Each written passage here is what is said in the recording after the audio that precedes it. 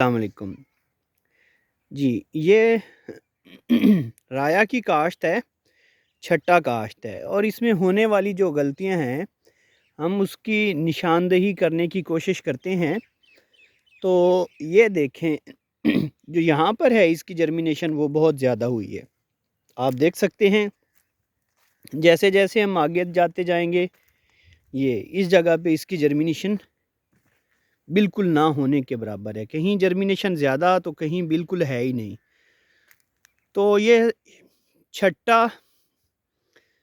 और वाटर जो है, पानी का जो है वो लेवल या पानी का वाटर कहीं कम कहीं ज़्यादा होने की वजह से है। जहाँ पे पानी या नमी ठीक थी वहाँ पे जर्मिनेशन हो गई, और जहाँ पे पानी का जो है वो मुनासिब जो है वो मॉइस्चर नहीं था, वहाँ पे उसकी जर्मिनेशन नहीं हुई। तो ये एक रवायती और पुराना तरीका है जिसको अब छोड़ देना ही बेहतर है, क्योंकि इससे फसल जो है वो यकसा नहीं रहती, एक जैसी नहीं रहती। जहाँ पे पानी ऊंचा रह गया वहाँ पे जर्मिनेट नहीं होगी, जहाँ पे पानी खड़ा रहेगा वहाँ पे भी इसकी जर्मिनेशन नहीं होती।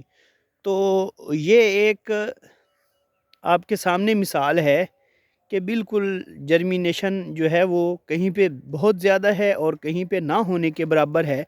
तो कोशिश करें कि इसको खेलियों पर काश्त करें।